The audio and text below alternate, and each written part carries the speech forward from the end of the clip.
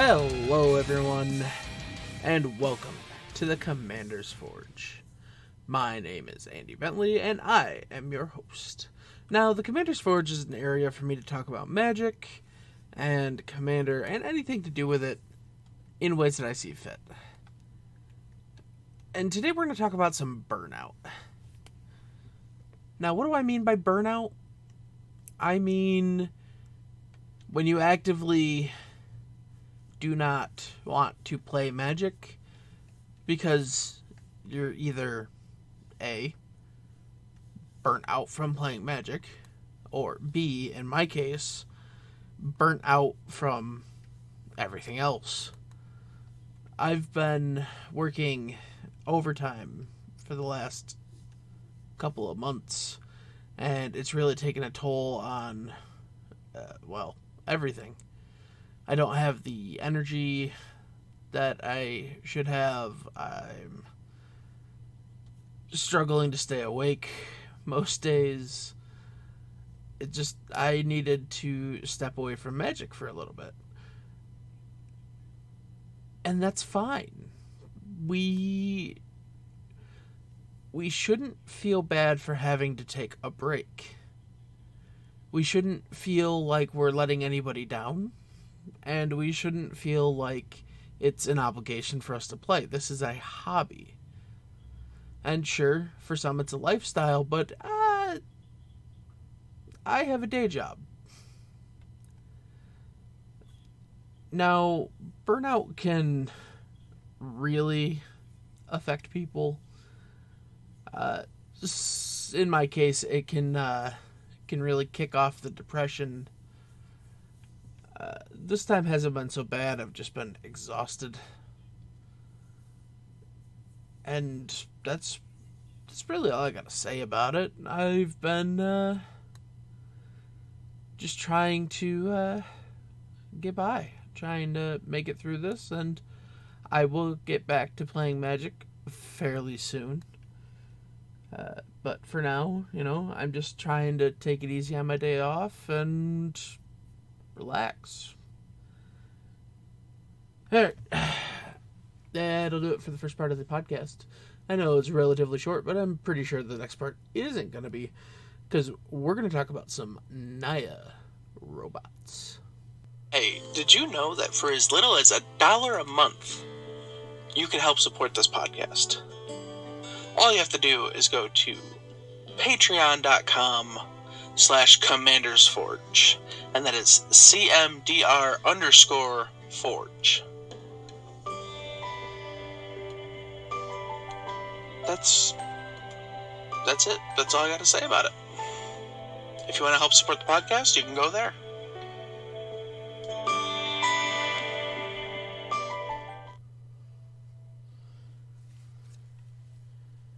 Okay, welcome back. Now, in regards to Naya robots, it's fair to say that it originally was Bant robots.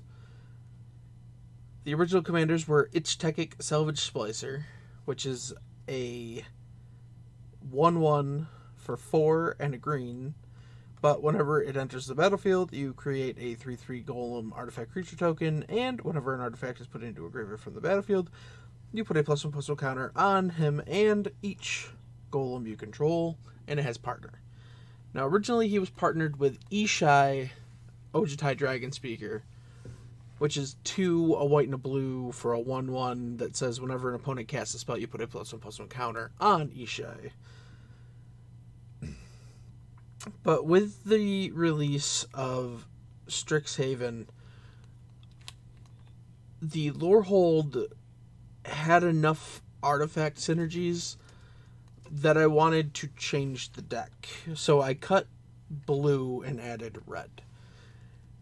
And I did that by changing my partner to Bruce Tarl Boorish Herder, which is 2, a red and a white for a 3/3. When he enters the battlefield or attacks, target creature you control gains double strike and lifelink till end of turn, and of course he has partner. I went with this one instead of going with Akiri because I know somebody else that runs Naya robots, and his partner is a Kiri, so I just kind of wanted to make it a little different. And that's the main reason. Now, the 2 to 3 reasons why I changed the deck, again, come from 2 of them from the Lorehold Commander deck. The first one being Elibu, Ancient Witness, which is 3, a red and a white. It is a 4/5 that says other artifacts creatures you control have haste, and whenever one or more artifact creatures you control attacks, he deals X damage to any target, and you scry X, where X is the number of tapped artifacts you control. More importantly, though, he is a golem, because this deck slides into Golem Tribal, doing crazy stuff with artifacts. After that, we had Wake the Past, which is 5, a red and a white for a sorcery that says return all artifact cards from your graveyard to the battlefield. They gain haste until end of turn. Again, Golem deck, so not necessarily based on just making Golem tokens, but a large part of it is there's still a lot of large Golems in the deck. So after a board wipe, just bring them all back and swing. And I was going through stuff, and I realized Jorkadeen, the Prevailer, is just kind of fun in this deck. So he's 3, a red and a white for a 4/5 with first strike. He has Metalcraft, and that means that creatures you control get +3/+0 as long as you control 3 or more artifacts. So we start just loading on excess damage with all of our Golem tokens. He just went in the deck, so I don't know if he's going to be a permanent fixture, but I wanted to try it. Now, the other thing that I really wanted to do with this deck was bring in the Splicers, which originally in Bant allowed me to run all of the Splicers, but I had to cut the one blue one that gives them flying. But, that's fair. So first up, we have Maul Splicer, which is 6 in a green for a 1/1. When it enters the battlefield, you put 2 3/3 colorless Golem artifact creature tokens onto the battlefield, and Golem creatures you control have haste. Then we have Vital Splicer, which is 3 in a green for a 1/1.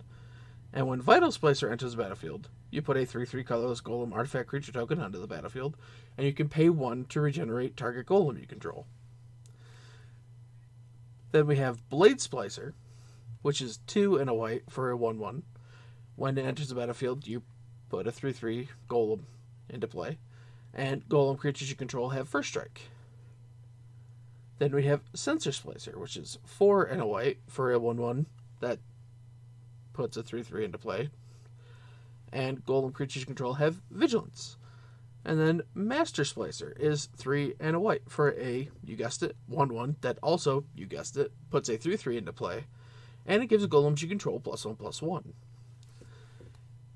Now, obviously this is only 5 cards out of 100, and honestly they work more as a anthem for our Golems than to necessarily generate a ton of Golems.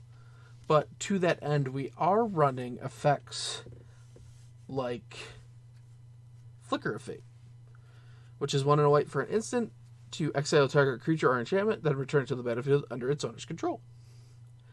Or Eerie Interlude, which is 2 and a white to exile any number of target creatures you control and return those creatures to the battlefield under their owner's control at the beginning of the next end step. Or Acrobatic Maneuver, which is 2 and a white for an instant that says exile target creature control, then return that card to the battlefield under its owner's control and draw a card. And Ephemerate, which is a single white for an instant that says exile target creature control, then return it to the battlefield under its owner's control, but it has Rebound. Rebound means if you cast a spell from your hand, you exile it as it resolves, and then at the beginning of your next upkeep, you may cast it from exile without paying its mana cost. So it kind of gives you 2 shots. Then we have Settle Beyond Reality, which is 4 and a white for a sorcery. And it's the only flicker source we have that is a sorcery, but you can exile a creature you don't control in addition to exiling a creature you control and then returning it to the battlefield. So the trade-off, it's more expensive and a sorcery, but it does what we want to do and then extra. And then, of course, we have the Eldrazi Splicer, which is 2 and a white for a 3/3. You can pay 2 and a colorless to exile a creature you control, then return it to the battlefield, tapped under its owner's control. Those are the flicker effects for anything. But with the addition of red, where blue can recur artifacts to either the hand or the top of the library, we get to run stuff like Goblin Welder, which is a single red mana for a 1/1. And you can tap it to choose target artifact a player controls and target artifact card in that player's graveyard. If both targets are still legal as this ability resolves, that player simultaneously sacrifices the artifact and returns the artifact card to the battlefield. Or we've got Kuldotha Forgemaster, which is a 5 mana 3/5 construct, sadly not a golem, but you can sacrifice 3 artifacts to search your library for an artifact card and put it onto the battlefield, then shuffle your library. Trash for Treasure is a 1-shot Goblin Welder for 2 and a red. As an additional cast, cost Trash for Treasure, sacrifice an artifact, return target artifact card from your graveyard to the battlefield, and it's a sorcery. Duretti Scrap Savant is 3 and a red for a Planeswalker with 3 loyalty that says +2, discard up to 2 cards, then draw that many cards. -2, sacrifice an artifact. If you do, return target artifact card from your graveyard to the battlefield. And -10, you get an emblem with whenever an artifact is put into your graveyard from the battlefield, return the card to the battlefield at the beginning of the next end step.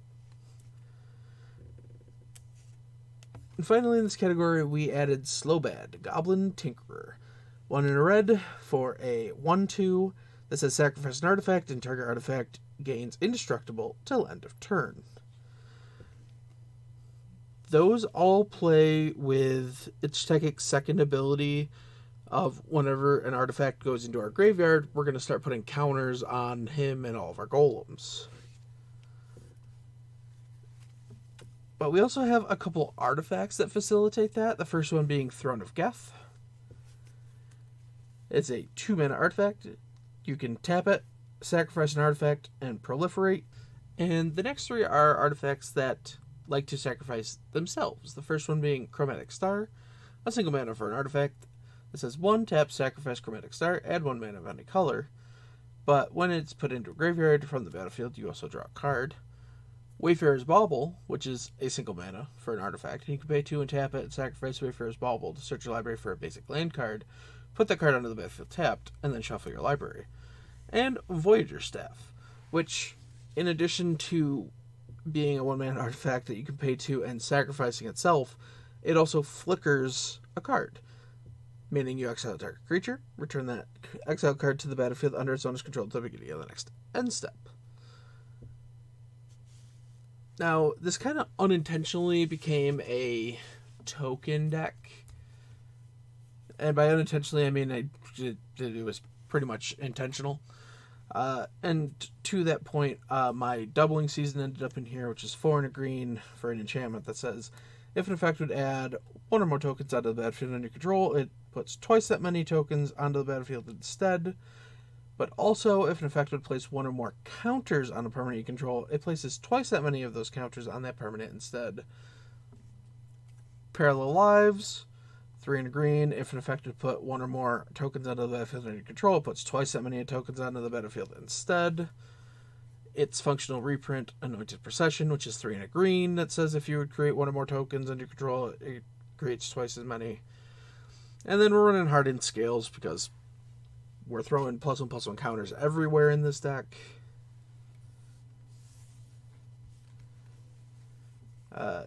Again, with the counters theme, we have the Ozolith, single mana, legendary artifact. Whenever a creature you control leaves the battlefield, if it had counters on it, you put those counters on the Ozolith. At the beginning of combat on your turn, you may, if the Ozolith has counters on it, you may move all the counters from the Ozolith on to target creature. Unwinding Clock is just kind of funny when you have, 5 Golem tokens, but it is Unwinding Clock is 4 mana for an artifact. Untap all artifacts you control during each other player's untap step. Panharmonicon is 4 for an artifact. And if an artifact or creature entering the battlefield causes a triggered ability of a permanent you control to trigger, that ability triggers an additional time. Now, this doesn't trigger on Ichtekic's second ability, but it will trigger on his first, and you will create more golems. And more golems is a good thing. And then finally, we have Helm of the Host. 4 mana, legendary artifact equipment. At the beginning of combat on your turn, create a token that's a copy of equipped creature. Except the token isn't legendary if the equipped creature is legendary, and the token gains haste, and it equips for 5. So if you put Helm of the Host on Ichtekik, the new Ichtekik will come in, make a golem, and then if you have a way to sacrifice something, they all get 2 counters. So it's got that je ne sais quoi. It's Helm of the Host. Everyone loves Helm of the Host. Alright, and to round it out, we mentioned that it was a golem deck. So what are some of the other golems we're running? Well, first up we have Golem Guardian. It is 4 mana for an artifact creature golem. It has Defender. It is a 4/4. But you can pay 2 and Golden Guardian fights another target creature you control. And when Golden Guardian dies this turn, you return to the battlefield under your control transformed. And it transformed into the Goldforge Garrison. It's a land. It can tap to add 2 mana of any one color to your mana pool. And you can pay for, tap, and create a 4/4 colorless golem artifact creature token. So this kind of plays a couple of different spots in the deck. One, when you turn it into a land, it's just a little extra mana.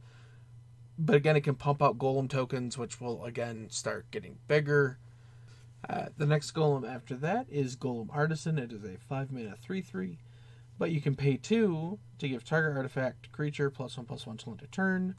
Or you can pay 2 to give target artifact creature your choice of Floying, Trample, or Haste until end of turn. After that, we have Howling Golem, which is a 3 mana golem. It is a 2/3. And whenever Howling Golem attacks or blocks, each player draws a card.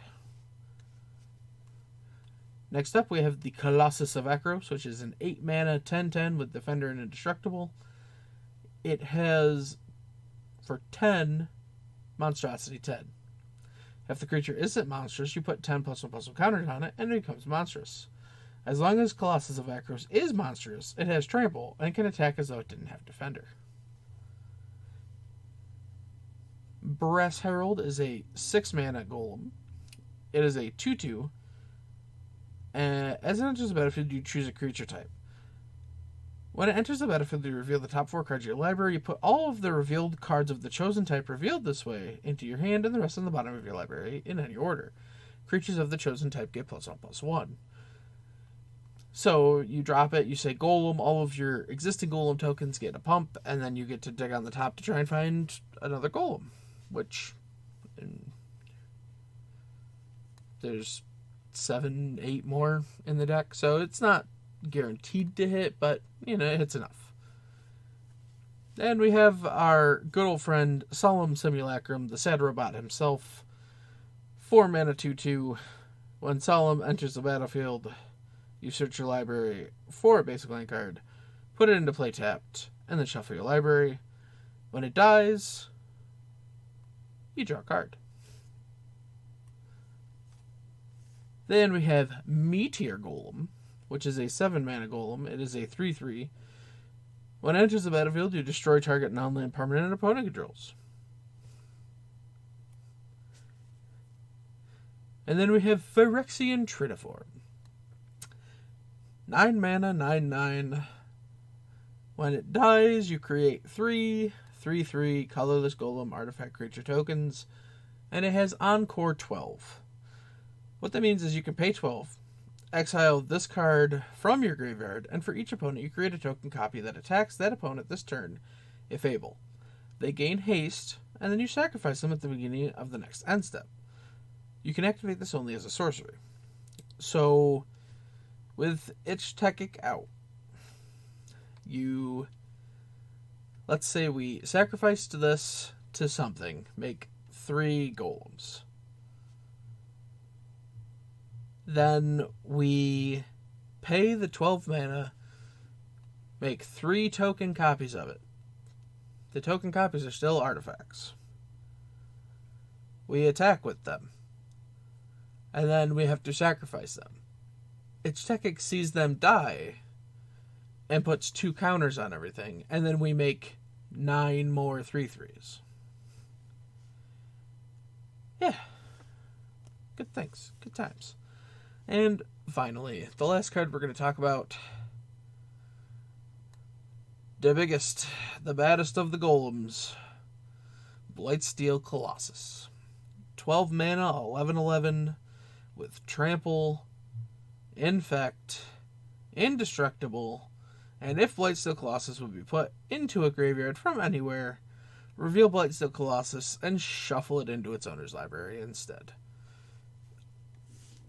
Am I a bad guy for running Blightsteel? Probably. But I'm also a firm believer in games gotta end. And I don't think this deck is terribly overpowered to begin with. So, yeah. That's Naya Robots in a Shell. And I do believe that will bring us to the end of the podcast. Now, wherever it is you listen to the podcast, be it YouTube, Spotify, Stitcher, Apple Podcasts, Google Casts, any of that, drop a like, drop a follow. Every little bit helps. And I will see you next time. That brings us to the end of the podcast. I would like to thank Nate and Erica Jacobs for designing my logo, and Cody Mulpey and Ian Foss for allowing me to use a sample of music from their band, The Crypt. The podcast can be found on YouTube by searching Commander's Forge. The podcast is Commander's Forge, that is CMDR_Forge on Twitter. I can be found on Twitter at BentzMr, that is BENTZMR. Thank you for listening.